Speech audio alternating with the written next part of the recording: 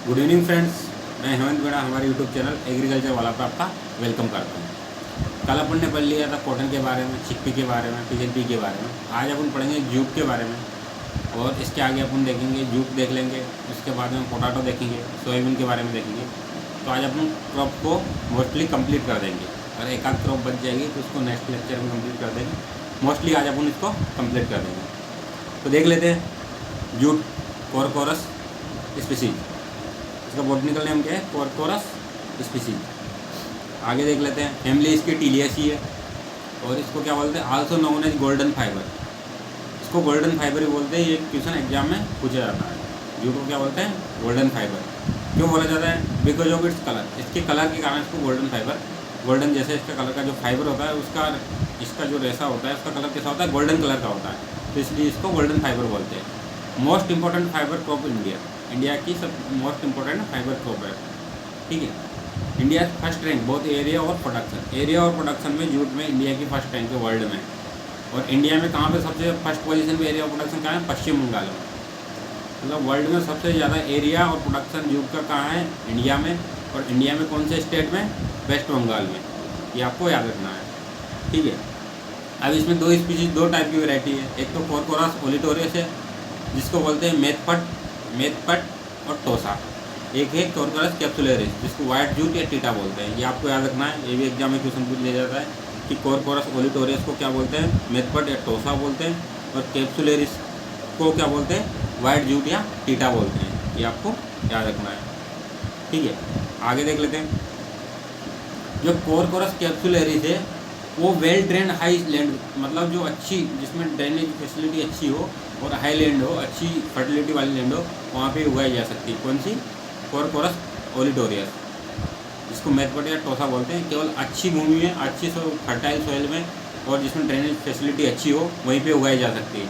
लेकिन कैप्सुलरिस जो है, जो वाइट जूट जिसको टीटा बोलते हैं, ये इतनी सेंसिटिव नहीं है।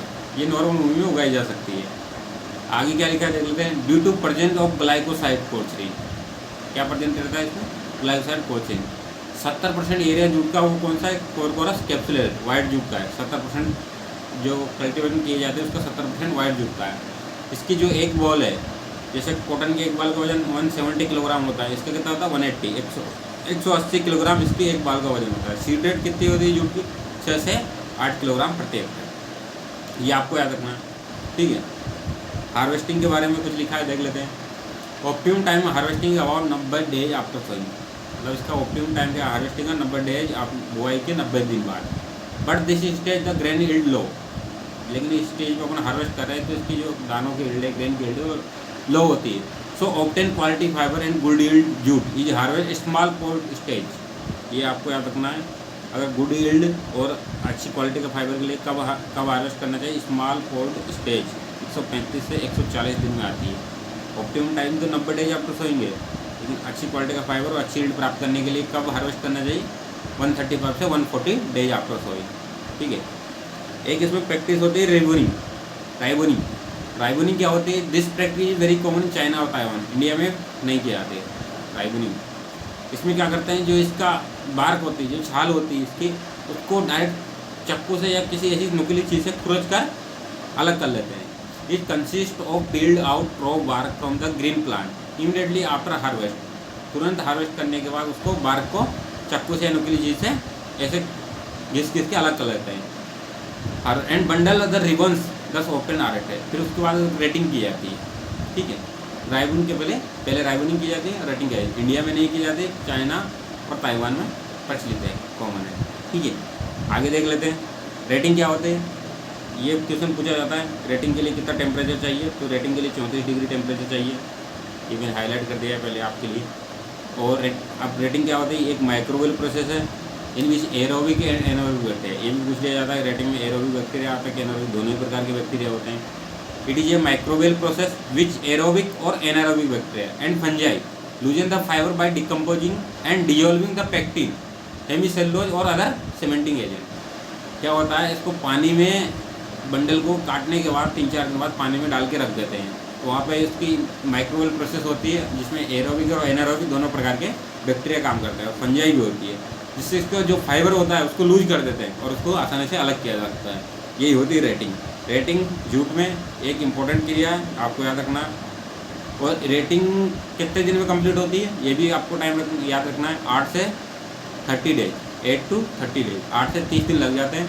इसके लिए ऑप्टिमम टेम्परेचर कितना रिक्वायर रेटिंग के लिए 34 डिग्री सेल्सियस। ये क्वेश्चन कई बार एग्जाम में आ चुका है, तो आपको याद रखना है। आगे देख लेते हैं, पोटैटो के बारे में पढ़ लेते हैं। पोटैटो सोलेनम ट्यूबरसम, वैसे तो पोटैटो वेजिटेबल क्रॉप है, लेकिन अपन इसको यहाँ भी पढ़ लेते हैं और वहाँ भी देख लेंगे। पोटैटो क्या है? सोलेनम ट्यूबरसम इसका बॉटनिकल नेम है।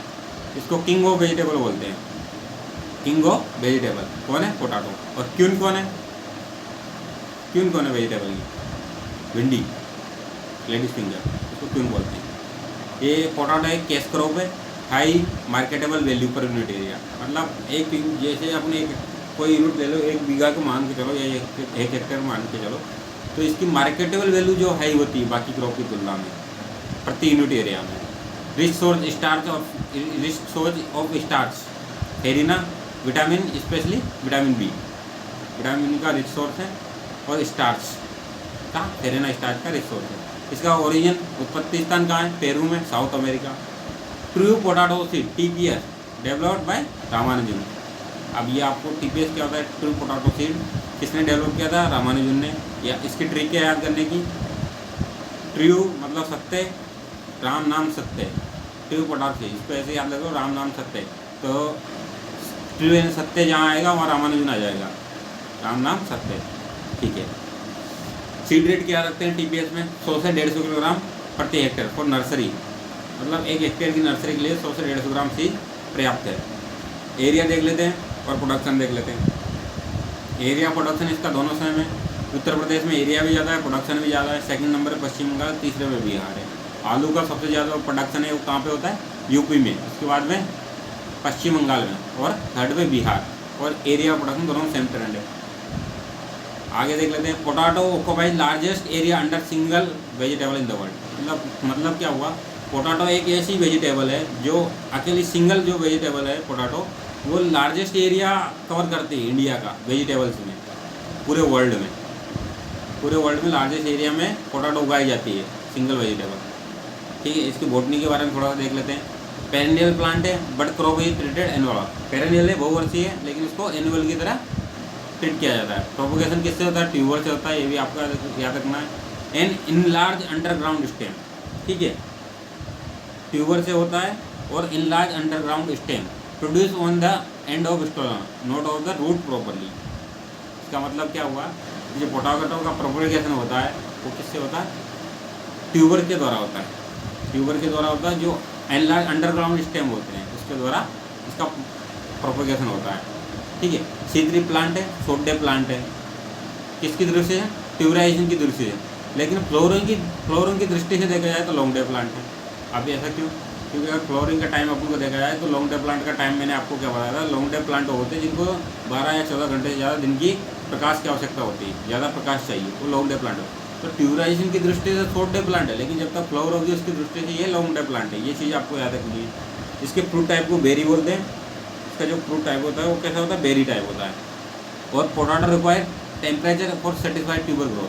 अगर इसकी ट्यूबर की ग्रोथ के लिए जो ऑप्टिमम टेम्परेचर चाहिए वो कितना होता है? 17 से 19 डिग्री सेल्सियस। ये मैंने आपके लिए हाईलाइट कर दिया है, जो मोस्ट इंपॉर्टेंट पॉइंट है, तो आपको इनको याद रखना है। क्या याद रखना है? इसके फ्रूट को बेरी बोलते हैं। और रिक्वायर जो इस सेटिस्फाइड ट्यूबर ग्रोथ के लिए जो ऑप्टिमम टेम्परेचर 17 से 19 डिग्री सेल्सियस है, 70 to 19 डिग्री सेल्सियस। pH कितना चाहिए आलू के लिए? एसिडिक सॉइल में अच्छा होता है 5 से 6.5। Acidic condition reduce scab disease incident. अगर अपने एसिडिक कंडीशन या pH 5 से 6.5 हल्का सा एसिडिक होगा तो उसमें जो इसमें स्केप डिसीज रहती है उसका इंसिडेंस या उसका प्रकोप कम होता है। वेराइटी देख लेते हैं इसकी। एयरली मेच्योरिटी जो वेराइटी है कितने दिन लेती है? 75 दिन ओनली। कौन कौन सी एयरली मेच्योरिटी वेराइटी ये आपको याद रखना है, आपको याद करना पड़ेगी। खुपरी, चंद्रमुखी, अशोका। अशोका जो है एक्स्ट्रा देख अपन बोल रहे एयरली मेच्योरिटी, एयरली वेराइटी जो 75 दिन में कंप्लीट हो जाती है। चंद्रमुखी और कुपरी ज्योति, कुपरी चंद्रमुखी, कुपरी ज्योति, कुपरी अशोका। लेकिन कुपरी अशोका एक्स्ट्रा एयरली है, ये 70-75 दिन से भी कम में तैयार हो जाती, मेच्योर हो जाती है। तो चंद्रमुखी, अशोका और कुपरी ज्योति। कुपरी क्यों लगा? क्योंकि इसका विशेष स्टेशन कुपरी में है, इसलिए वहाँ से जो डेवलप वैरायटी उसमें कुपरी लगाए। आलू की सारी वैरायटी में कुपरी जरूर लगाए। कुपरी अलंकार, कुपरी लवकर, कुपरी नवतल। के का मतलब कुपरी, कुपरी चंद्रमुखी, कुपरी ज्योति, कुपरी अशोका, कुपरी अलंकार, कुपरी लवकर, कुपरी नवतल। ये इसकी येली वैरायटी। मीडियम ड्यूरेशन देख लेते हैं। कुपरी शीतमान, शीतमान फ्रॉस्ट रेजिस्टेंट वैरायटी, उसके नाम से ही पता चल रहा है। कुपरी शीतमान फ्रॉस्ट के प्रति रेजिस्टेंस है, पाले के प्रति। कुपरी चमत्कार, ये दोनों मीडियम ड्यूरेशन है। लेट में कुपरी देवा, कुपरी सिंदूरी और कुपरी बादशाह, ये late maturity variety. Processing and chips, आलू की प्रोसेसिंग से क्या बनता है? चिप्स बनता है। तो उसके लिए कौन सी वैरायटी सूटेबल है? कुपरी चिप्सोना 1, कुपरी चिप्सोना 2 और 3। सीड सोइंग की बात कर लेते हैं। Seed sowing 25 gram cut piece for tuber with 3 से 5 बर्ड्स प्रति आई। मतलब जो अपन ट्यूबर ले रहे हैं इसके 25 ग्राम का, उसमें 2 से 5 बर्ड हो और 15 से 20 एज गेटिंग हाई यील्ड, 15 से 20 कुंटल पर, 15 से 20 कुंटल। अगर उसमें 3 से 5 बर्ड्स है और 25 ग्राम का एक ट्यूबर है तो 15 से 20 कुंटल एक हेक्टेयर के लिए पर्याप्त है। लेकिन अगर आपको हाई यील्ड चाहिए तो उसके लिए 20 से 25 कुंटल और 15 ग्राम का एक ट्यूबर होना चाहिए हाई यील्ड के लिए। तो ये आपको याद रखना है। स्पेसिंग की क्या है? 45 से 60, row to row, plant to plant 15 से 20 सेंटीमीटर। ये भी आपको याद रखना है। अब एक और टेक्निक है इसमें, सीड प्लॉट टेक्निक। किसने डेवलप की थी? पुष्कर नाथ ने। ट्रू पोटैटो सीड किसने की थी? रामानुजन ने, रामनाथ सत्य ने। तो सीड प्लॉट टेक्निक किसने? पुष्कर नाथ ने डेवलप की थी 1967 में। ये technique of multiplication of disease free virus seed, किसके लिए सीड प्लॉट टेक्निक किसके लिए डेवलप की गई थी? डिसीज फ्री वायरस सीड के लिए। In northern plant of country growing healthy seed in and remove upper haulm between mid January. Upper Holmes क्या होते हैं? होल्मिंग किससे संबंधित है? पोटैटो संबंधित है।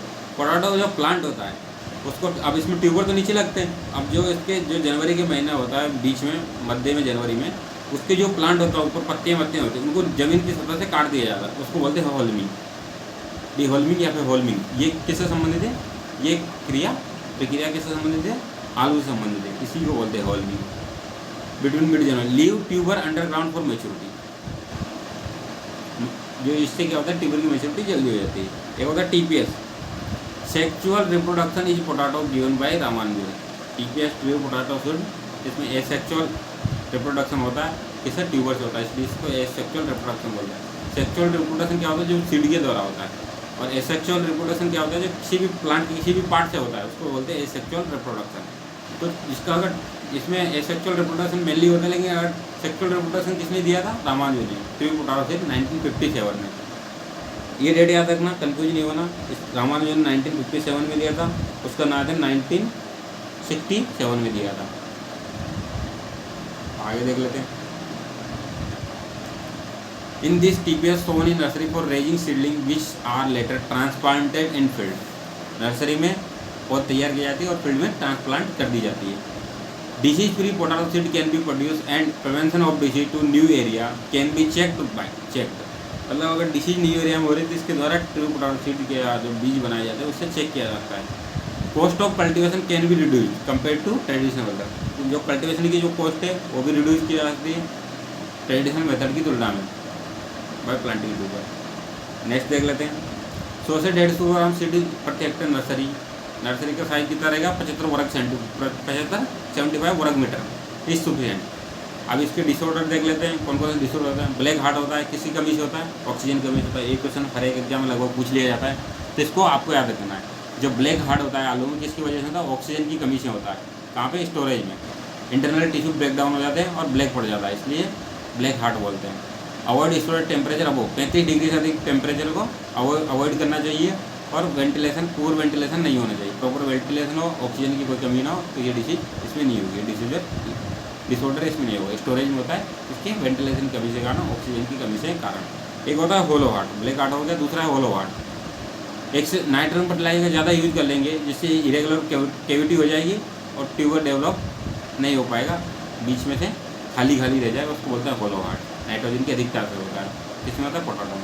Chilling injury due to prolong storage tuber at temperature 0 degree Celsius और उन्हें स्टोरेज कर देंगे पोटैटो को थोड़े समय के लिए या थोड़े ज़्यादा समय के लिए, चिलिंग इंजरी हो जाती है। ठीक है, किसके कारण? टेम्परेचर के कारण। डिसीज देख लेते हैं। Late blight of potato phytophthora infestans के कारण होती है। ये आपको याद करना है। पोटैटो की जो लेट ब्लाइट है बहुत बार पूछा जाता है, किसके कारण होते हैं? फाइटोप्थोरा इन्फेस्टेंस के कारण।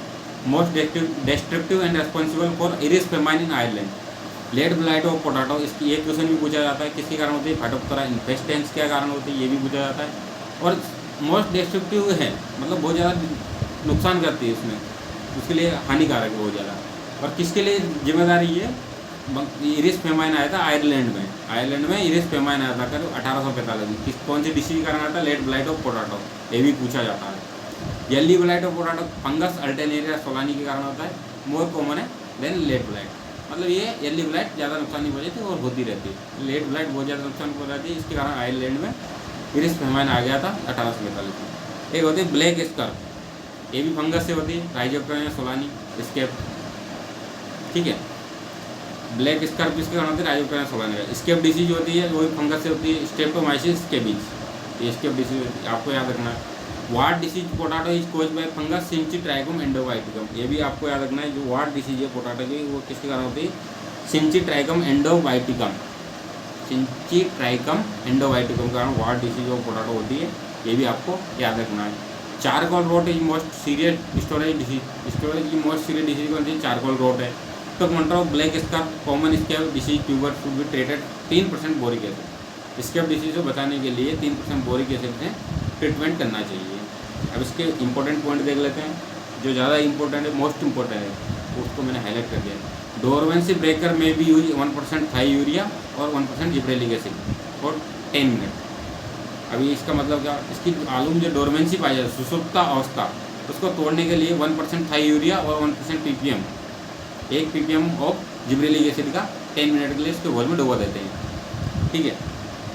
फर्टिलाइजर पोटेशियम क्लोराइड का not use in solanaceous, potassium chloride का सोलनेसिस क्रॉप में यूज नहीं किया जाता, ना ही शुगर केन में किया जाता, क्योंकि उसकी क्वालिटी को इफेक्ट करता है। ना तंबाकू में पोटेशियम क्लोराइड का यूज किया जाता है, ये आपको याद रखना है। सोलनेसिस क्रॉप में पोटेशियम क्लोराइड का, इसकी जो क्लोराइड की मात्रा होती है क्रॉप को बहुत ज़्यादा अफेक्ट करती है, उसकी क्वालिटी को खराब कर देती है, इसलिए पोटेशियम क्लोराइड का उपयोग तंबाकू में नहीं किया जाता, सोलनेसिस क्रॉप में नहीं किया जाता। Because chloride adverse effect on diameter and starch content of potato, starch content में मतलब वही इसकी क्वालिटी को खराब करती है, तो ये आपको याद रखना है। स्टोलन फॉर्मेशन कब स्टार्ट होता है? स्टोलन जो इसका ट्यूबर है उसका फॉर्मेशन कब स्टार्ट होता है? 20 से 50 डे आफ्टर प्लांटिंग। ट्यूबर का इनोवेशन, ट्यूबर का बड़ा मतलब उसका साइज लार्ज होना कब स्टार्ट होता है? 50 day after planting. Are most critical stage of irrigation, कौन सी? स्टोलन फॉर्मेशन 20 से 50 डे आफ्टर प्लांटिंग और ट्यूबर की इनोवेशन, दो इसकी इरिगेशन के लिए मोस्ट क्रिटिकल स्टेज है। Insect of potato which effect tuber in field as well as storage, ऐसा कौन सा इंसेक्ट है जो ट्यूबर को फील्ड और स्टोरेज दोनों में इफेक्ट कर रहा है? पोटैटो ट्यूबर मोर, नोरिमोसेला ओपेरकुलेला, नोरिमोसेमा ओपेरकुलेला। आप जो प्रोनाउंसिएशन जैसे भी करें तो अपने अपने हिसाब से करता है, लेकिन आपको याद रहना चाहिए। ऐसा कौन सा इंसेक्ट है या पेस्ट है जो पोटैटो को फील्ड के साथ साथ स्टोरेज में भी इफेक्ट करता है? पोटैटो ट्यूबर मोर, नोरिमोसेमा ओपेरकुलेला, ये आपको याद रखना है। पोटैटो लीफ और वायरस किसके द्वारा ट्रांसमिट होता है? एफिड माइजिस पर्सिकी, ये भी क्वेश्चन पूछा जाता है। पोटैटो का लीफ और वायरस बहुत सारे एग्जाम पूछा गया है, किसके द्वारा ट्रांसमिट होता है? एफिड, एफिड उसका साइंटिफिक नेम क्या है? माइजिस पर्सिकी। वार्ड डिसीज जो होती है पोटैटो की, wart disease potato due to fungus synchytrium endobioticum, पहले बात कर चुके हैं। डोमेस्टिक क्वारंटाइन अडेप्टेड किसके लिए? वार्ड डिसीज ऑफ पोटैटो के लिए डोमेस्टिक क्वारंटाइन अलगाव, इसके लिए अलगाव क्या है? Adapted transport of planting material tuber from Darjeeling area Paschim Bengal, जो दार्जिलिंग एरिया है पश्चिम बंगाल का, वहाँ से मटेरियल को ट्रांसपोर्ट करने के लिए डोमेस्टिक क्वारंटाइन का यूज किया है, अपनाया जाता है। कौन सी डिसीज से बचने के लिए? वार्ड डिसीज है, ये आपको याद रखना है। And other part of country restricted prevent to spread the wart disease, and wart disease को दूसरे पार्ट ऑफ कंट्री में ना फैले, इसके लिए डोमेस्टिक क्वारंटाइन अपनाया जाता है, ठीक है। कहाँ पे? दार्जिलिंग एरिया में।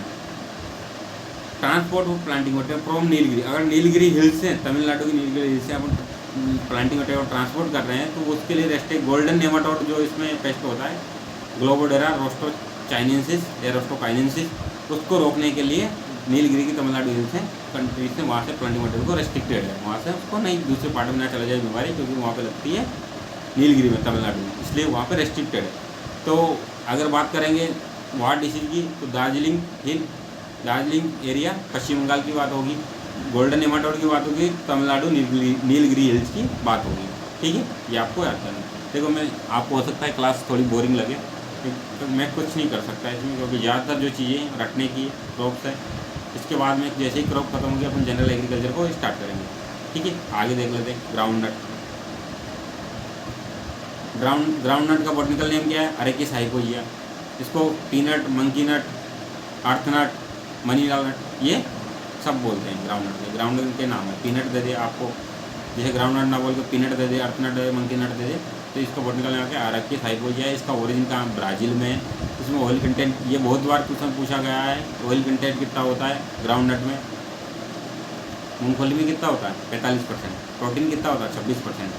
कर्नेल ऑयल के ग्राउंड नट कंटेंट अवार्ड, जो इसकी ऑयल की जो खली होती है ग्राउंड नट की मूंगफली, उसमें 7.3% नाइट्रोजन होता है। ये चीज़ आपको याद रखनी है। ऑयल सीड क्रॉप है, इसलिए ऑयल ज़्यादा होता है 45%, 26% प्रोटीन होता है, 45-26 डायरेक्ट ऑप्शन में आता है और आपको टिक करना है सही। और इसमें जो खली होती है उसमें 7.3% नाइट्रोजन होता है। ओरिजिन मैंने आपको बता दिया, ब्राज़ील है। एरिया की बात करें वर्ल्ड के सब इस परफेक्शन से, तो इंडिया में सबसे ज़्यादा एरिया है, फिर चाइना, फिर नाइजीरिया। लेकिन प्रोडक्शन चाइना में ज़्यादा है, फिर इंडिया में, फिर नाइजीरिया में। अगर इंडिया की बात करें, ये मोस्ट इंपॉर्टेंट है। इंडिया में सबसे ज़्यादा एरिया आंध्र प्रदेश में, फिर गुजरात में, तमिलनाडु में। 3 स्टेट है। सबसे पहले आंध्र प्रदेश में याद रखना है, फिर उसके बाद में गुजरात है, फिर तमिलनाडु एरिया। प्रोडक्शन की बात करें, प्रोडक्शन में गुजरात फर्स्ट पे। ग्राउंड नट के एरिया की बात करें तो आंध्र प्रदेश में सबसे ज़्यादा एरिया है, फिर गुजरात में, फिर तमिलनाडु में। प्रोडक्शन की बात करें तो गुजरात फर्स्ट पे, फिर आंध्र प्रदेश, फिर तमिलनाडु। प्रोडक्टिविटी तमिलनाडु की सबसे ज़्यादा 17 कुंटल प्रति हेक्टेयर तमिलनाडु की प्रोडक्टिविटी है। अब इसमें 2 टाइप की वेराइटी होती है। एक तो बंच टाइप की होती है गुच्छेदार, एक फैलने वाली होती है। जो बंच टाइप की होती है या फिर इरेक्ट टाइप बोल दो, खड़ी बंच गुच्छा या फिर खड़ी टाइप की, इरेक्ट टाइप की, इसको बोलते हैं अरेकिस हाइपोजिया वेराइटी फेस्टिजियाटा। वेराइटी फेस्टिजियाटा, आपको इसका बॉटनिकल नेम याद रखना है। यहाँ से भी क्वेश्चन डायरेक्ट बनता है। बंच टाइप, इरेक्ट टाइप जो ग्राउंड नट है उसका बॉटनिकल नेम क्या है? अरेकिस हाइपोजिया वेराइटी फेस्टिजियाटा। एक होती है स्प्रेडिंग या ट्रेलिंग टाइप, इसको बोलते हैं अरेकिस हाइपोजिया वेराइटी प्रक्योम्बस। अब मैं थोड़ी सी एक ट्रिक बता देता हूँ, जैसे मैंने इसको याद रखा है वैसे मैं आपको बता रहा हूँ। स्प्रेडिंग या ट्रेलिंग, फैलना, स्प्रेडिंग मतलब फैलना, और प्रोक्योम्बस आप याद रखना फैलना, पी से फैलना। स्प्रेडिंग मतलब फैलना होता है, तो पी से फैलना। तो आपको याद रख जाएंगे स्प्रेड ट्रेलिंग टाइम को प्रोक्योम्बस फैल जाती है, तो आपको याद रखना है अरेकिस हाइपोजिया वेराइटी प्रोक्योम्बस। लेग्यूमिनेसी फैमिली है, सब फैमिली पेपरिनेसी है या फिर फेबेसी भी बोल देते हैं इसको। सेल्फ पोलिनेटेड क्रॉप है, C3 सोडे प्लांट है। इसके फ्रूट को पोड्स बोलते हैं, या नट बोल दो या पोड बोल दो। पेगिंग क्या होती है? पेगिंग क्रिया मैं आपको बता दूँ पेगिंग क्या होती है। जैसे ये सोइल है, यहाँ से ग्राउंड का पौधा खड़ा है, ये पौधा यहाँ पे खड़ा है, तो यहाँ से जड़ों से, यहाँ से इसकी एक वो निकलती है शाखा सी, वो ज़मीन में जाके धस जाती है ऐसे ऐसे, उन्हीं में मूंगफली लगती है, उसमें दाने बनते हैं। तो ये जो क्रिया होती है ये इसको बोलते हैं पेगिंग, इसको बोलते हैं पेगिंग। ठीक है, ये होती है पेगिंग क्रिया। देख लेते हैं क्या लिखा है। Pegging after pollination ovary become stalk like structure known as gynophore. तो जो स्ट्रक्चर मैंने आपको बताए थे उसको बोलते हैं gynophore, which enter the soil as peg to form pods of dormancy. ये तो हो गया। Bunch type non dormant. एक बात और याद रखना है, जो स्प्रिंग टाइप है उसमें डोरमेंसी होती है। स्प्रेडिंग या ट्रेलिंग टाइप जिसको बोलते हैं अरेकिस हाइपोजिया प्रोक्योम्बस, और जो बंच इरेक्ट टाइप है अरेकिस हाइपोजिया फेस्टिजियाटा, उसमें डोरमेंसी नहीं होती। Bunch type non dormant, while जबकि spring type is dormant which require a resting period कितना? स्प्रिंग टाइप में 2 से 2.5 महीने का for germination. It can be broken by high temperature storage. इसको जर्मिनेशन डोरमेंसी को कैसे ब्रेक किया जा सकता है? High temperature storage, use of ethylene chlorohydrin, ethylene chlorohydrin का यूज करके इसको ब्रेक किया जा सकता है डोरमेंसी को। या फिर 0.7% एंड सीड सोकिंग 5 से 10 ppm सोल्यूशन ऑफ नेपलिन एसिड और इंडोर एसिटिक एसिड IAA और NA, इसके द्वारा इसकी डोरमेंसी को ब्रेक किया जाता है स्प्रिंग टाइप की वैरायटी में। ठीक है, इसके इंपॉर्टेंट देख लेते हैं। इसकी जो बंच टाइप वैरायटी ज्योति कौन सी वैरायटी है? बंच टाइप वैरायटी है। इसमें वैसे तो ऑयल परसेंट कितना होता है? 45%, लेकिन ज्योति वैरायटी ये भी क्वेश्चन पूछा गया है। जो ग्राउंडनट की ज्योति वैरायटी है उसमें 51% ऑयल कंटेंट होता है। कितना परसेंट ऑयल कंटेंट होता है? 51%, 51% ऑयल कंटेंट इसके अंतर्गत पाया जाता है। कौन सी वैरायटी में? ग्राउंडनट की ज्योति वैरायटी में। एक होता है TME2, ये दोनों वैरायटी बंच टाइप है। स्प्रेड सेमी स्प्रेडिंग टाइम में AK10, AK47 आपने सुना होगा, लेकिन AK10 semi spreading type. Spring type में चंद्रा है, TMV1 है, RS1 है। चंद्रा, TMV1, RS1 ये कौन सी स्प्रिंग टाइप की।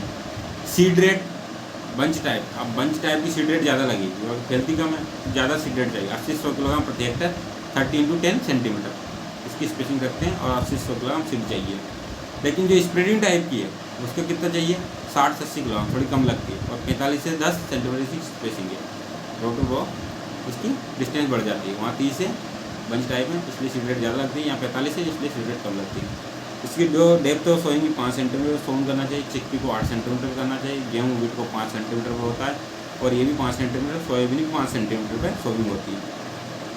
इसके लिए जो सोइल है कौन सी, light texture sandy loam soil is best excellent. तो जो सैंडी लॉन्ग सोइल है वो ग्राउंड नट के लिए एक्सीलेंट, बहुत अच्छी मानी जाती है। ये भी क्वेश्चन पूछा जाता है, ग्राउंड नट के लिए कौन सी सोइल सबसे अच्छी मानी जाती है।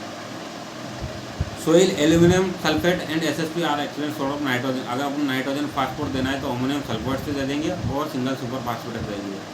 सिंगल सुपर फास्फेट में फास्फोरस भी होता है, सल्फर भी होता है, ठीक है, दोनों ही चीज़ें होती है और कैल्शियम भी होता है SSP में, ठीक है।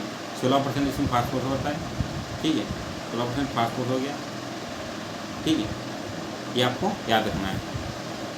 Respectively popping in ground nut, popping क्या होते हैं, जो पोड्स होते हैं उसमें दाने नहीं बनते हैं, किसकी कमी के कारण, कैल्शियम की कमी के कारण, इसलिए SSP अच्छा माना जाता है कि उसमें 12% कैल्शियम भी होता है SSP में, ठीक है।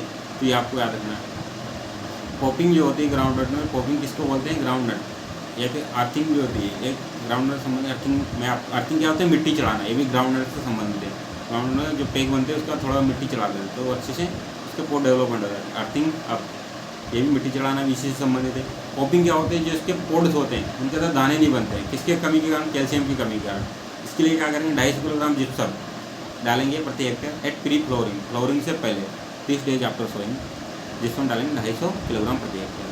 विच is essential for pod formation, pod formation के लिए आवश्यक है डेवलपमेंट के लिए। Generally sowing time is first week of May, first week of May से या फिर first fortnight of June, last week, first नहीं मई का लास्ट वीक ऑफ मई के लास्ट वीक से लेके फर्स्ट फोर्टनाइट, प्रथम पखवाड़ा ऑफ जून का, वहाँ तक इसके सोइंग के लिए अच्छा टाइम माना जाता है। एक होते एक एप्लाटॉक्सिन होता है, इसमें एप्लाटॉक्सिन जो होता है, कभी कभी अपन आप खाते होंगे मूंगफली के दाने को, कड़वा सा लगता है तो हो जाता है, इसमें एप्लाटॉक्सिन हो जाता है। कड़वा क्यों लगता है, एप्लाटॉक्सिन के कारण।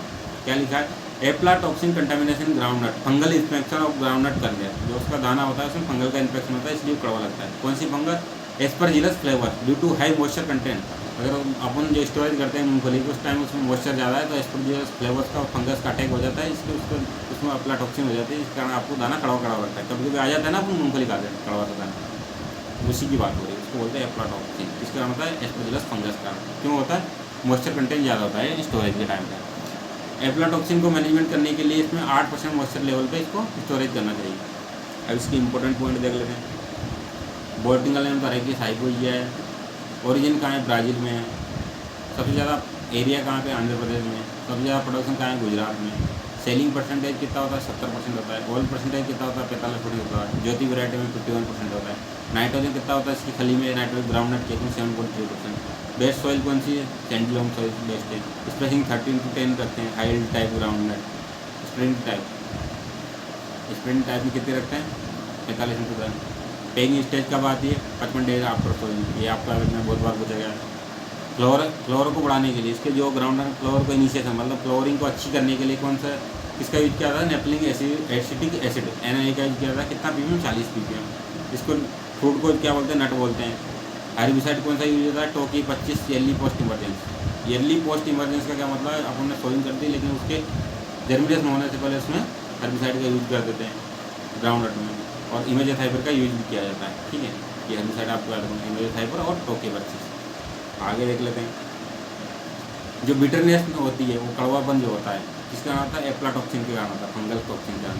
प्रोटीन कंटेंट 26% होता है। Gynophores in ground nut known as, जो इसको गाइनोफोर होते हैं उनको क्या बोलते हैं, पेग बोलते हैं। एलोइंग होती है किसके कारण, आयरन की डिफिशियंसी से क्या होती है, मूंगफली में एलोइंग हो जाती है, पत्तियाँ पीली पीली सी पड़ जाती हैं। जो रोजियर डिसीज है वो किसके कारण होती है, वायरस के कारण होती है। इसका वेक्टर क्या है, एफिड है, ये आपका रखना है। जो रोजियर डिसीज है किसकी, ग्राउंड नट की, जो रोजियर डिसीज किसके कारण होता है, आयरन की कमी से होती है, ठीक है। और मेजर पेस्ट कौन सा है ग्राउंडनट का? वाइट ग्रब है। बड नेक्रोसिस किसके कारण होते हैं? थ्रिप्स के द्वारा। ये आपका देखना है। रोजे डिसीज वायरस के कारण होता है, इसका वेक्टर एफिड है। और बड नेक्रोसिस होती है, इसका वेक्टर थ्रिप्स है, थ्रिप्स के द्वारा होती है। और मेजर पेस्ट कौन सा है? वाइट ग्रब है। ये आपको याद रखना है ध्यान से। अब बात कर लेते हैं सोयाबीन की। एमपी की इंपॉर्टेंट क्रॉप है, इसका बॉटनिकल नेम ग्लाइसिन वैक्स है। सोयाबीन बेसिकली क्या है? पल्स क्रॉप है, लेकिन मोस्टली इसको किसके लिए उगाया जाता है? ऑयल सीड क्रॉप के लिए इसको उगाया जाता है। नॉन एज वंडर क्रॉप और एलोजेल, ठीक है। वर्ल्ड फर्स्ट रैंक है source of vegetable oil. Vegetable oil में इसकी फर्स्ट रैंक है, ठीक है। वेजिटेबल ऑयल में इसकी फर्स्ट रैंक है, इसकी सोयाबीन की। Soybean is the major oil seed crop in the world account. World में सबसे जो मेजर ऑयल सीड क्रॉप है सोयाबीन है, उसको 50% जो टोटल प्रोडक्शन एरिया और प्रोडक्शन होता है वर्ल्ड में, 50% इसका होता है ऑयल सीड में, ठीक है, सोयाबीन का। It provide approximately 60% vegetable protein. जो वेजिटेबल प्रोटीन टोटल प्राप्त होता है उसका 60% किससे आता है? सोयाबीन से आता है। और 30% ऑयल इन द वर्ल्ड में सोयाबीन से आता है। इसमें 42% ऑयल सीड क्रॉप में 42% ऑयल होता है, जो कि लाइसिन रिच होता है। कितना परसेंट ऑयल होता है सोयाबीन में? 42% ऑयल होता है, जो कि लाइसिन रिच होता है। और 20% प्रोटीन, इसमें जो प्रोटीन कंटेंट होता है सबसे ज़्यादा होता है। प्रोटीन कंटेंट कितना होता है? 42% इसमें प्रोटीन का और 20% ऑयल रहता है। सॉरी, आपको याद रखना, वो थोड़ा सा कन्फ्यूज हो गया था। 42% प्रोटीन होता है किसमें? सोयाबीन में, याद रखना है। जो प्रोटीन होता है कौन से रिच होता है उसमें? लाइसिन। एमिनो एसिड कौन सा रिच होता है? लाइसिन। और 20% इसमें ऑयल होता है, ये भी आपको याद रखना। ओरिजिन इसका सोयाबीन का चाइना में। एरिया इंडिया की बात करते हैं तो सबसे ज़्यादा एरिया कहाँ पे? एमपी में। प्रोडक्शन भी एमपी में, दूसरा महाराष्ट्र में, दूसरा राजस्थान में, तीसरा महाराष्ट्र में। ये आपको ध्यान रखना है। क्या ध्यान रखना है आपको? सबसे ज़्यादा एरिया एमपी में, प्रोडक्शन भी एमपी में। दूसरे नंबर पर राजस्थान, दूसरे पे राजस्थान और थर्ड नंबर पर महाराष्ट्र। ये आपको याद रखना है, ठीक है। इतना आपको याद रखना है। आगे देख लेते हैं। एरिया ऑफ प्रोडक्शन में एमपी फर्स्ट नंबर पे। सोया स्टेट के नाम से इसलिए जानते हैं एमपी को, क्योंकि एमपी में सोयाबीन की फसल बहुत होती है, इसलिए एमपी को सोया स्टेट के नाम से भी जाना जाता है। लेकिन प्रोडक्टिविटी जो इसकी आंध्र प्रदेश में सबसे ज़्यादा है, प्रति हेक्टेयर 40 कुंटल प्रति हेक्टेयर, ठीक है। लेग्यूमिनेसी फैमिली या पेपलिनेसी या फेबेसी फैमिली वही है, लेग्यूम क्रॉप है। इन्फ्लोरेसेंस को इसके इन्फ्लोरेसेंस को क्या बोलते हैं? रेसिम बोलते हैं। ये भी आपको याद रखना, सोयाबीन के इन्फ्लोरेसेंस को रेसिम बोलते हैं, ये आपको ध्यान में रखना है। इसके जो फ्रूट होता है उसको पोड बोला जाता है। क्या बोला जाता है? फ्रूट को पोड बोला जाता है। C3 प्लांट है, सोडे प्लांट है। वैरायटी के बारे में बात कर लेते हैं। वैरायटी इसकी जो यूएसए से इंट्रोड्यूस की गई, कौन सी वैरायटी? ब्रेग हो गया, केंट हो गया, ली हो गया, क्लार्क 63 हो गया, ब्लैक हार्ट हो गया। ये जो वैरायटी है ये यूएसए से इंट्रोड्यूस की गई है। ब्रेग, केंट, ली, क्लार्क 63, ब्लैक हार्ट, ये यूएसए से इंट्रोड्यूस की गई। इंडियन वैरायटी की बात करें, शिलाजीत, अलंकार, अंकुर, मोनाटो, पंजाब 1। शिलाजीत, अलंकार, अंकुर, मोनाटो, पंजाब 1। ये क्वेश्चन पूछा जा सकता है। शिलाजीत किसकी वैरायटी है? पंजाब 1 किसकी वैरायटी है? अलंकार किसकी वैरायटी है? तो किसकी वैरायटी है? सोयाबीन की variety, Indian variety. Seed sowing की बात कर लेते हैं। सोइंग का टाइम क्या है? लास्ट वीक ऑफ जून से फर्स्ट फोर्टनाइट ऑफ जुलाई, प्रथम पखवाड़ा जुलाई का प्रथम वीक या प्रथम पखवाड़ा, इसके लिए ऑप्टिमम टाइम है। स्पेसिंग कितने रखते हैं रो टू रो की? 45 से 60 और प्लांट टू प्लांट की 15 से 20 सेंटीमीटर, या फिर 45 से इसको 20 कर लो, या 60 से 15 भी कर लो, ऐसा भी हो सकता है। 45 से 60, 15 से 20 सेंटीमीटर। डेप्थ कितनी? सोयाबीन को सोविंग कितनी डेप्थ में करते हैं? ये आपको याद रखना है। सोयाबीन की सोविंग करने के लिए 3 सेंटीमीटर की डेप्थ चाहिए। ये क्वेश्चन पूछा गया है। और सीड रेट 70 से 80 किलोग्राम है। ये भी क्वेश्चन बार बार एग्जाम में पूछा गया है। इसकी सीड रेट कितनी है? 70 से 80 किलोग्राम। डेप्थ ऑफ सोयाबीन कितनी रखनी चाहिए? 3 सेंटीमीटर। प्लांट पॉपुलेशन क्या है? 3 से 4 लाख प्रति हेक्टेयर। सोयाबीन की खरीफ क्रॉप है।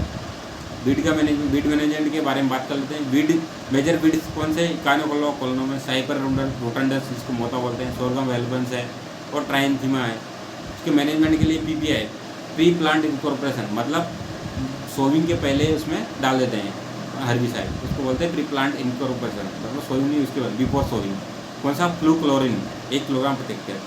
प्री प्लांट इनकॉर्पोरेशन में कौन सा हर्बिसाइड है? फ्लूक्लोरिन है। ये भी आपको याद रखना है। प्री इमरजेंस क्या होता है? मतलब सोइंग होगी लेकिन उसमें जर्मिनेशन भी हुआ उसके पहले, तो वो कौन सा है? प्री इमरजेंस एलाक्लोर या मेट्रीब्यूजन 1 से 1.5 किलोग्राम प्रति हेक्टेयर।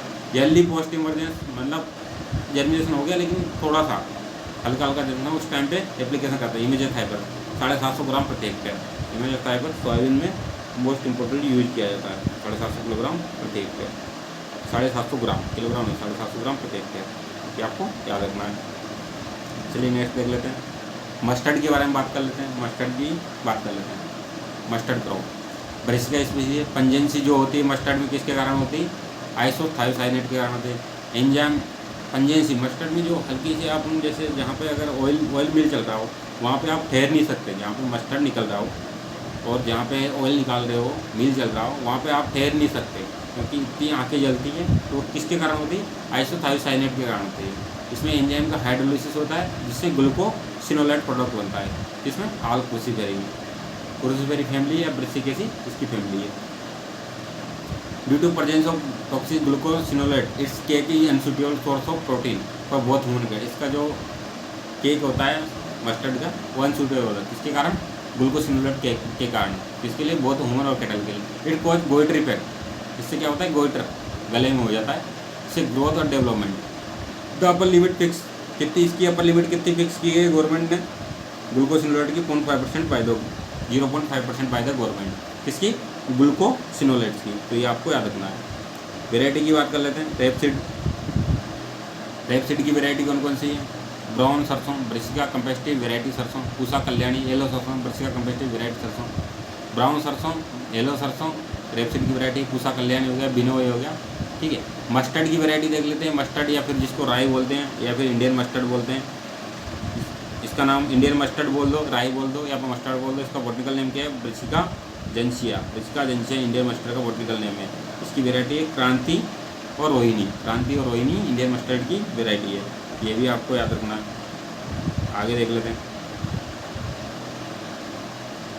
न्यू रिलीज वैरायटी के बारे में बात करते हैं। लक्ष्मी हो गया, आशीर्वाद हो गया, पूसा जय किसान हो गया, वरुणा हो गया। वरुणा को T59 भी बोलते हैं। पूसा बोल्ड हो गया, ये भी एग्जाम पूछा जाता है। RS30 हो गया, वसुंधरा हो गया, बसंती हो गया। देखिए दोस्तों, मैं आपकी एक बात से सहमत हूँ। आपको हो सकता है क्लास बोरिंग लगेगी क्योंकि ये जो क्रॉप है फील्ड क्रॉप, इसमें मोस्टली मैंने आपको पहले दिन ही बोला था, इसमें ज़्यादातर आपका याद करने का इसमें कोई समझाने वाली चीज़ नहीं है। अब वेराइटी है NRC HB 500 अब इसमें क्या समझा? ठीक है, कहाँ से डेवलप हुई है? NRC कहाँ से? भरतपुर राजस्थान। मस्टर्ड का NRC कहाँ है? भरतपुर राजस्थान में, वहाँ से डेवलप हुई है। पूसा जय किसान जिसको बायो 92 भी बोलते हैं, ये याद रखना। पूसा जय किसान मस्टर्ड की वैरायटी, इसको बायो 902 बोलते हैं। First variety brassica juncea develop in the world.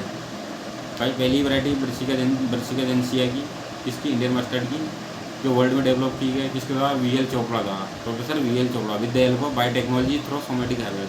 Biotechnology help somatic hybridization के द्वारा पहली वैरायटी डेवलप की गई पूसा जय किसान जिसको बायो 902 भी बोलते हैं। ठीक है, ये आपको याद रखना है।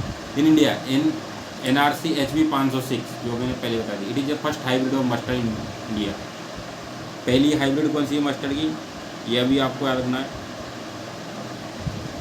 मस्टर्ड की जो पहली हाइब्रिड है वो कौन सी है? NRC HB 506 first hybrid of mustard India. World development director India और वर्ल्ड में पहली हाइब्रिड है कौन सी? मस्टर्ड की NRC HB 506। कहाँ से? Director of rapeseed and mustard research, Bharatpur Rajasthan, 2009 में डेवलप की गई है। ठीक है, एक NRC HB 10 है, लेट सोइंग के लिए सूटेबल है। एक MP की रेगेड एरिया के लिए सूटेबल है, राजस्थान के लिए सूटेबल है। एक है 00 वेराइटी, रिसेंट में चल रही है 00 वेराइटी जिसको कैनोला बोलते हैं। 3% क्रूसिक एसिड होता है। क्या होता है? 3% इसमें क्रूसिक एसिड होता है। 330 मोल प्रति ग्राम क्या होता है? ग्लूकोसिनोलेट होता है। जेनेटिकली मॉडिफाइड मस्टर्ड है। 00 जो वेराइटी है जेनेटिकली मॉडिफाइड मस्टर्ड है। सबसे पहली जेनेटिक मॉडिफाइड क्रॉप कौन सी? Cotton, non edible. और एडिबल में फर्स्ट जेनेटिकली मॉडिफाइड क्रॉप कौन सी हो गई? मस्टर्ड। इसको अप्रूव कर दिया है। पहली अगर आप डायरेक्ट से पूछते हैं फर्स्ट जेनेटिक मॉडिफाइड क्रॉप कौन सी है तो कॉटन है। अगर एडिबल और नॉन एडिबल की बात करें, एडिबल की बात करें तो मस्टर्ड है, नॉन एडिबल की बात करें तो कॉटन है। ये भी आपको ध्यान रखना है। ठीक है, नेक्स्ट देख लेते हैं। एक है Dhara mustard hybrid, Dhara mustard hybrid DMH 11 is genetically modified hybrid variety mustard developed by centre of genetic manipulation of crop plant at Delhi university develop की। But researcher at Delhi university have created hybridization mustard DMH11 using barnase या barstar technology for genetic modification. कौन सी technology? Baldness या barstar technology का use किया गया है DMH11 में। It is A herbicide tolerant crop है। इन फरवरी 2016 the genetic engineering appraisal committee है अलाउड 2016 में। कब अलाउ किया था जेनेटिकली मॉडिफाइड मस्टर्ड को?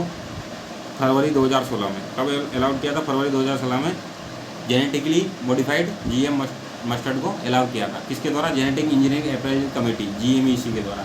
Head allow the commercial production GM crop why mustard DMH11। कौन सी वेराइटी? DMH11। ठीक है, ये आपको याद रखना है।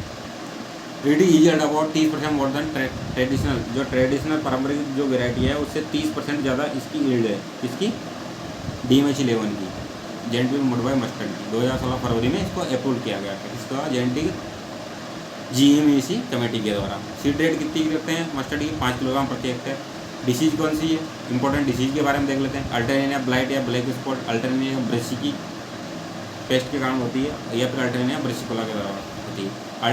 एक होती है स्क्लोटीनिया स्टेम रोड, स्क्लोटीनिया स्क्लोटाइरम। आपको इसको ऐसे याद रखना है, स्क्लोटीनिया स्टेम रोड, स्क्लोटीनिया स्क्लोटाइरम। क्लब रूट होता है प्लाज्मोडिफोरा ब्रेसिकी के कारण होता है। ये भी क्वेश्चन बार बार पूछा जाता है कि क्लब रूट किसकी बीमारी है? तो मस्टर्ड की बीमारी है। किसके द्वारा होता है? प्लाज्मोडिफोरा ब्रेसिकी के द्वारा। प्लाज्मोडिफोरा ब्रेसिकी के द्वारा होता है। एक होता है BLB बैक्टीरियल लीफ स्पॉट या बैक्टीरियल लीफ ब्लाइट। ये जो होता है जेंथोमोनास कंपेस्टेड। यहाँ तक तो हो गया जेंथोमोनास कंपेस्टेड। PV वेराइटी कंपेस्टिस के द्वारा होता है, कन्फ्यूज नहीं होना है। डैम्पिंग होगा पता है फ्यूजरम स्पेसी या राइजोप्लानिया सोलानी के कारण होता है। डाउनी मिल्ड्यू होता है पेरोनोस्पेरा पैरासिटिका। डाउन मिल्ड्यू किसके द्वारा होता है? पेरोनोस्पेरा पैरासिटिका। पाउडर मिल्ड्यू किसके द्वारा होता है? इरिसाइपी पोलीगोनी के द्वारा। व्हाइट रस्ट होता है अल्बिगो कैंडिडेटा के द्वारा होता है। बार बार एग्जाम में क्वेश्चन पूछा जाता है कि मस्टर्ड में व्हाइट रस्ट होता है, किसके कारण होता है? अल्बिगो कैंडिडा के कारण होता है। Peronospora species commonly present in stage head है। इंसेक्ट की बात कर लेते हैं। Mustard sawfly important pest of seedling stage. इस रिवर्स कैसे होता है? सीडलिंग नर्सरी का सबसे इंपॉर्टेंट पेस्ट कौन सा है मस्टर्ड का? Mustard supply. ठीक है, इसके कारण कभी कभी क्रॉप की रिसोन भी करनी पड़ सकती है और पूरी क्रॉप को खत्म कर देता है मस्टर्ड सप्लाई। एक होता है मस्टर्ड एफिड, इसका नाम क्या है? Lipaphis erysimi. It is very serious pest. अगर सीरियस पेस्ट कौन सा है मस्टर्ड का? सबसे इंपॉर्टेंट पेस्ट की बात करें तो मस्टर्ड सप्लाई है नर्सरी का। लेकिन मस्टर्ड का जो सीरियस पेस्ट कौन सा है? Mustard aphid lipaphis erysimi. Serious pest and major limiting factor mustard production painted bug, leaf miner और डायमंड बैग इसके पेस्ट हैं। Diamond moth. ठीक है, तिल की बात करते हैं अब। देखिए दोस्तों, आपको याद करना है, मैं आपको पढ़ा रहा हूँ लेकिन आपको इसको याद रखना है, याद आपको ही करना पड़ेगा। तिल जिसको सिसमम इंडिकम, इसको botanical name family pedaliaceae, popularly known as queen of oil seed. Queen of oil seed के नाम से जाना जाता है। किसको? क्यून ऑफ ऑयल सीड तिल है। और किंग ऑफ ऑयल सीड कौन है? Mustard. King of oil seed का आपको ध्यान रखना है, कन्फ्यूज है ग्राउंड नट और मस्टर्ड में, लेकिन दोनों ही ऑप्शन में आए। जैसे अगर मस्टर्ड ऑप्शन में नहीं तो ग्राउंड नट लगा सकते हैं, लेकिन अगर मस्टर्ड ऑप्शन में तो मस्टर्ड को ही प्रेफरेंस देंगे। ठीक है, उसको बोलते हैं किंग ऑफ ऑयल सीड और क्यून बोलते हैं तिल को। ठीक है, याद रखना है। Popularly known queen of oil seed. Queen क्यों बोलते हैं? कि इसमें यह हाई डिग्री इसमें रेजिस्टेंस होती है। ऑक्सीडेशन जो ऑयल होता है इसमें ऑक्सीडेशन और एसिडिटी ना हो, दुर्गंध आने लगती है ऑयल में, वो इसमें नहीं, उसके बल्कि रेजिस्टेंस होता है, इसलिए इसको रानी बोलते हैं। ऑयल सीड ग्रुप की रानी बोला जाता है queen of oil seed. The anti oxidative agent sesamin. Anti oxidative agent कौन से होते हैं? सिसामिन होता है, सिसामोलिन होता है, सिसामोट होता है। There glucosylate forms sesaminol, glucoside, tocopherol make the oil very stable and therefore is long shelf life. इसकी लंबी लाइफ होती है और ये ऑयल ख़राब नहीं होता। किसके कारण? ग्लूकोसाइड्स के कारण, टोकोफेरल के कारण। ठीक है, सिसामिनोल के कारण। Sesame is one of the oldest oil seed crop. Oldest सबसे पुरानी ऑयल सीड क्रॉप है। इसका जो प्रमाण जो मिलते हैं प्राचीन समय महाभारत के समय में जो हवन करते हैं, यज्ञ करते थे, उसमें इसको तिल को चावल के साथ डाला जाता है, इसलिए सबसे ऑयल सीड क्रॉप है। ऑयल कंटेंट कितना होता है? 50 to 60% होता है। और high amount of pupa, mainly linoleic. कौन सा एसिड सबसे ज़्यादा होता है? 37 से 47%। लिनोलेइक एसिड सबसे ज़्यादा होता है। ये आप ना लिनोलेइक एसिड इसमें इसके ऑयल में सबसे ज़्यादा होता है। ठीक है, ऑयल परसेंट कितना होता है? 50 से 60% होता है। अब देखें traditional use. Sesame seeds are use Hindu culture. आगे वही बात, हिंदू कल्चर है। Symbol of immortality known as butter of middle east. इसको क्या बोलते हैं, इमोर्टलिटी का सिंबल था, सिंबल ऑफ इमोर्टलिटी, और इसको बटर ऑफ मिडिल ईस्ट बोलते हैं। Sesame oil can be trigger allergic reaction in some people, trigger allergic reaction, ठीक है। Sesame is drought tolerant but most of commercial cultivar of sesame are intolerant for water logging. Drought को tolerant कर सकते हैं, लेकिन पानी भर जाए तो ये उसको टॉलरेंट नहीं कर सकते। Seed are protected by capsule, capsule इसका जो फ्रूट होता है उसको कैप्सूल बोला जाता है, उसके अंदर सीड प्रोटेक्ट रहते हैं। Which only burst can the seeds are completely dry, जैसे पक जाते हैं तो वो खुल जाता है। आपने देखा होगा तिल जो होता है उसमें जो उसका पोड होता है, कैप्सूल होता है, वो पकने के बाद खुल जाता है और बीज बिखर जाता है, तो वही लिखा है। दिस इज कॉल्ड डेइसेंस, इसको क्या बोलते हैं, डेइसेंस क्या होता है, डेइसेंस बता देता हूँ मैं आपको। डेइसेंस क्या होता है, डेइसेंस ये होता है इसका जो पोड है, कैप्सूल है, वो पक गया और खुल गया और बीज नीचे बिखर गया, इधर उधर बिखर गया, उसी को बोलते हैं डेइसेंस, उसी को बोलते हैं dehiscence. The sesame seeds need to be harvest dry as possible, store as 6% पे इसको स्टोरेज करना चाहिए, उससे कम तक। Sesame seeds contain the chemical lignans या सीसामोलिन, सीसामिन, पाइनोरेसिल या फिर लोरेसिरोल, ठीक है, ये सब इसमें पाया जाता है। सीसामिलिन पाया जाता है, पाइनोरेसिलोल पाया जाता है, ये चीज़ें इसमें पाई जाती है जिसके ऑयल में। एरिया प्रोडक्शन की बात कर लेते हैं। India state second production after Myanmar, Myanmar में सबसे ज़्यादा प्रोडक्शन होता है, इंडिया सेकंड नंबर पे आता है वर्ल्ड में। इंडिया में गुजरात फर्स्ट नंबर पे एरिया ऑफ प्रोडक्शन, उसका पश्चिम बंगाल तेल के प्रोडक्शन में आता है। सबसे ज़्यादा कहाँ पे होता है, गुजरात में एरिया ऑफ प्रोडक्शन में, और उसके बाद पश्चिम बंगाल का नंबर आता है। वर्ल्ड में म्यांमार फर्स्ट है, इंडिया का सेकेंड रैंक है। आगे देख लेते हैं। इसके इनफ्लोरेसेंस को क्या बोलते हैं, रेसिन बोला जाता है। इसके फ्रूट को कैप्सूल बोलते हैं, इसमें जो फ्रूट होता है उसको कैप्सूल बोलते हैं, इनफ्लोरेसेंस को रेसिन बोलते हैं, ठीक है। सीड रेट 3 से 4 किलोग्राम प्रति हेक्टेयर होती है, और कब, जब इसको रो में बोया जाता है, और 4 से 5 किलोग्राम ब्रॉडकास्ट, जब इसको छिड़कते हैं तो थोड़ी ज़्यादा सीड रेट आती है, क्योंकि बीज कुछ ऊपर रह जाता है तो प्रॉपर जर्मिनेशन नहीं हो पाता। तो अगर रो में बो रहे 340 किलोग्राम प्रति हेक्टेयर, या फिर अगर ब्रॉडकास्टिंग करें 4 से 5 किलोग्राम प्रति हेक्टेयर। किसके साथ मिक्स करते हैं इसको, सेंड के साथ मिक्स करके बुआई की जाती है। वेराइटी की बात कर लेते हैं। RT46, प्रताप, TC 25 और पंजाब, पश्चिम बंगाल, हरियाणा, राजस्थान, यूपी, गुजरात पूर्वा एंड गुजरात तिल फर्स्ट, गुजरात के लिए गोरी होगी, मदावी हो गए, चंदन हो गए, आंध्र प्रदेश के लिए पॉपुलर है। डिसीज़ की बात कर लेते हैं। इसकी जो मेजर डिसीज़ है फिलोडी डिसीज़ है, जो सबसे ज़्यादा इसको नुकसान पहुँचाती है, मोस्ट डिस्ट्रक्टिव डिसीज़ है। किसके कारण होती है, फाइटोप्लाज्मा के कारण ट्रांसमिट होती है, लीफ होपर, उसको फाइटोप्लाज्मा के कारण होती है, इसको ट्रांसमिट कौन होगा, leaf hopper. The disease apparent at the flooring stage, कब जाके दिखाई पड़ती है फिलोडी डिसीज की, फ्लोरिंग स्टेज पे। ऑल फ्लोर पार्ट ट्रांसफॉर्म, जो इसका फ्लोर होता है वो किसमें, लीफ, ग्रीन लीफ में, लीफ टाइप में बदल जाता है, लीफ स्ट्रक्चर में बदल जाता है, उसको बोलते हैं फिलोडी डिसीज, और फ्लोरिंग टाइम पे इसका पता चलता है, ठीक है। Finally part look like witch broom को जो पौधा होता है उसकी तरह देखने लगता है प्लांट। किसके द्वारा मैनेज किया जाता है, डाइमेथोड या फिर रोगोर, जिसको होते हैं मेलाथियन, 1 ml प्रति लीटर वाटर, 1 ml प्रति लीटर वाटर में इसके डाइमेथोड या रोगोर के द्वारा इसको कंट्रोल किया जाता है। इंसेक्ट की बात कर लेते हैं। इंसेक्ट पेस्ट और सिस्टम, लीफ होपर होता है जो फिलोडी डिसीज को ट्रांसफर करता है, ये आपको याद रखना है। एक इसका इंपॉर्टेंट पेस्ट है तिल हॉक मोथ या स्पिनिक्स मोथ बोलते हैं, मेजर पेस्ट है लीफ होपर या बेबर गाल फ्लाई, ये इसकी इंपॉर्टेंट पेस्ट है, ठीक है फ्रेंड्स। लिंसिड बचा है अपना, केस्टर बचा है, सनफ्लोर, सेफ्लोर, कुछ क्रॉप बची है, पढ़ाई देता हूँ थोड़ी सी, अभी हो जाएगी। लिंसिड को बोलते हैं लाइनम ओसिटेटिसिमम, इसका बॉटनिकल नेम है, फैमिली इसकी लिनेसी है। Dual purpose oil seed crop है। When it is grown in fibre purpose cold, जब इसको ड्यूल पर एक ऑयल सीड क्रॉप है, उससे लिंसिड से फाइबर भी मिलता है, ड्यूल पर्पस क्रॉप है। अगर इसको फाइबर के लिए उगा रहे हैं तो इसको फ्लैक्स बोलते हैं, but India it is grown oil purpose. Seed contain 33% इसमें ऑयल होता है, 33 से लेकर 47% तक ऑयल सीड लिंसिड में। Cheap source of omega three fatty acid, जो ऑयल में जो इसमें कौन सा रहता है, ओमेगा-3 फैटी एसिड होता है, हार्ट पेशेंट के लिए अच्छा माना जाता है। फाइबर रिसीव्ड फ्रॉम लिंसिड, इसको क्या बोलते हैं, लिनिन, इसके जो फाइबर क्या बोलते हैं, लिनिन बोलते हैं। सीड रेट कितनी होती है, 30 to 35 kilogram per hectare. Rabi season की क्रॉप है, आपको याद रखना है। ऑयल कंटेंट कितना, ऑयल कंटेंट जो उसमें लिनोलेनिक एसिड जो होता है 66% ज़्यादा होता है। Perfect drawing oil, so it can B store on longer time, use for manufacturing paints, किसके काम आता है, पेंट्स के काम आता है, क्लॉथ ऑयल क्लॉथ के काम आता है, प्रिंटिंग के काम आता है। वार्निश में जो डलता है वो लिंसिड ऑयल लगता है। लाइनम स्टेटिसमम का। India major growing state MP में सबसे ज़्यादा उगाई जाती है लिनसीड, उसके बाद में यूपी में, यह भी आपका रखना है। अब पेरा और उतेरा की बात आती है। पेरा जो शब्द है बिहार और पश्चिम बंगाल से संबंधित है, लेता है इसको उगा देना।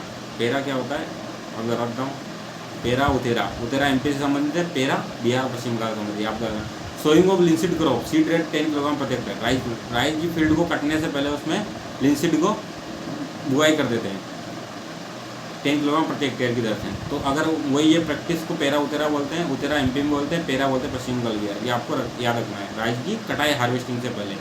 इंपॉर्टेंट वेराइटी कौन कौन सी है इसकी लिनसीड की, ज्वार एक है, ज्वार 27 है, नीलम है, शीतल है, शीला, मुक्ता और गरिमा, ये इसकी इंपॉर्टेंट वेराइटी आपको याद रखना है। केस्टर की बात कर लेते हैं, अरंडी जिसको बोलते हैं। रिसिनस कम्युनिस्ट का बॉटनिकल नेम है। यूफोर्बिएसी इसकी फैमिली है। इसका जो ऑयल है नॉन एडिबल है।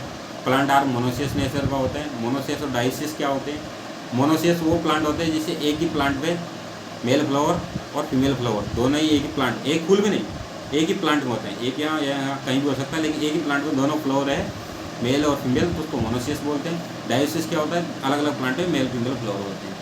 तो ये क्या होता है, मोनोसियस नेचर का होता है। रिसिनस कम्युनिस्ट इसको बोलते हैं केस्टर। रेसिनाइन इन अल्कोलॉइड पाउंड, रेसिनाइन इसमें अल्कोलॉइड पाया जाता है केस्टर में। Area of production Gujarat first position पे एरिया ऑफ प्रोडक्शन में। ईटी किसके लिए, लुब्रिकेट के लिए यूज होता है, हाई स्पीड इंजन में, कौन, castor.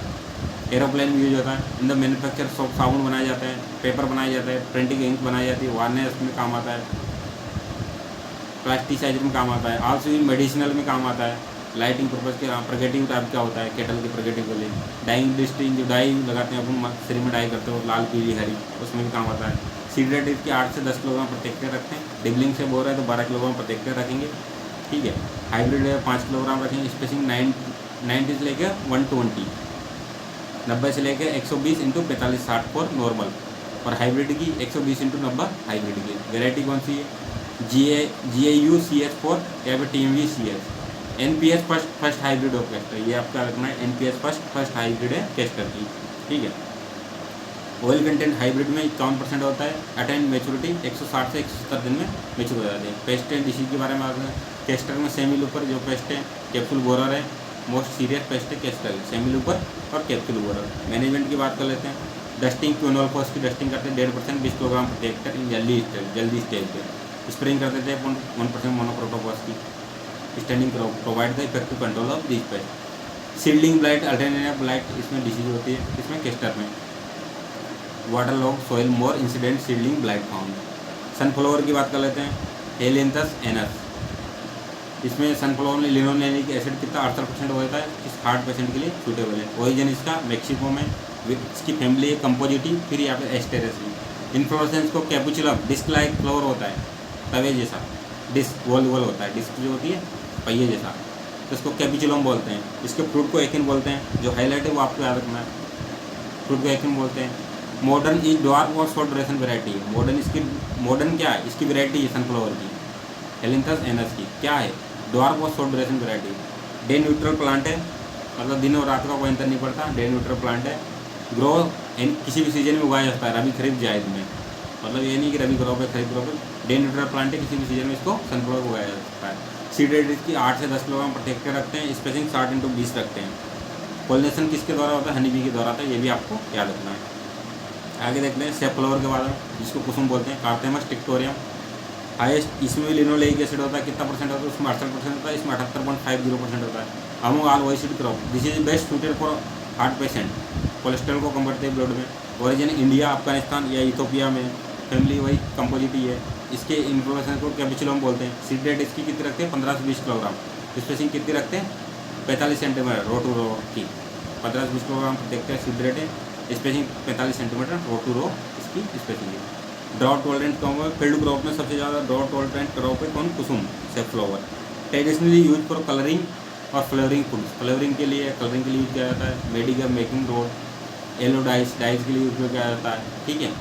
Safflower are occasionally use for cooking a substitute of saffron, जो केसर होती है उसके सब्स्टिट्यूट की जगह सेफ्लावर के फ्लावर को यूज किया जाता है कई बार। समटाइम रेफर है बास्टर्ड सेफ्रॉन, इसलिए इसको क्या बोलते हैं, बास्टर्ड सेफ्रॉन बोलते हैं, बास्टर्ड सेफ्रॉन बोलते हैं, ये आपको याद रखना है। बास्टर्ड सेफ्रॉन क्यों बोलते हैं? क्योंकि केसर की जगह, सेफ्रॉन की जगह कभी कभी इसके फ्लोर को यूज़ किया जाता है, इसलिए इसको बास्टर्ड सेफ्रॉन बोलते हैं। But for the last 50 year so the plant has been cultivated mainly for vegetable oil, vegetable oil के लिए कल्टिवेटेड किया जाता है। ठीक है फ्रेंड्स, थैंक यू। आज अपनी फील्ड क्रॉप खत्म हो गई है, कल से अपन स्टार्ट करेंगे जनरल एग्रीकल्चर वाला पार्ट। तो रेडी हो जाइए। जनरल एग्रीकल्चर में आपकी याद करने की चीज़ ज़्यादा है, फील्ड क्रॉप में भी आपकी याद करने की चीज़ें ज़्यादा है। कुछ दिनों में अपन सोइल साइंस भी स्टार्ट कर देंगे, उसके बाद में अपन फिर स्टार्ट कर देंगे, ऐसे एक एक करके आगे सब्जेक्ट पढ़ते जाएंगे। तो मैं यही आपसे एक ही बात करना चाहता हूँ, लेक्चर को देखने के बाद मैं आज इसको PDF ग्रुप में शेयर कर दूँगा, सारी क्रॉप इसमें हो जाएगी। 8 बजे की समथिंग आपको PDF मिल जाएगी। आप अच्छे से इसको पढ़िए और अच्छे से याद कीजिए, साथ ही साथ याद करते जाइए, वरना फिर इकट्ठा हो जाएगा तो आप संभाल नहीं पाओगे चीज़ों को। जैसे जिस दिन लेक्चर लिया, जो क्लास ली, उसी का उस दिन पढ़ लिया और रिवीजन कर लिया। अब मैं PDF दूंगा तो पढ़ तो आपने लिया ही होगा, और PDF से रिवीजन कर लेना, तो ये आपकी अच्छे से हो जाएगी। और यहाँ से क्वेश्चन आते रहते हैं। ठीक है दोस्तों, वीडियो अच्छा लगा हो तो शेयर कीजिए। ठीक है, थैंक यू। जय हिंद, जय भारत।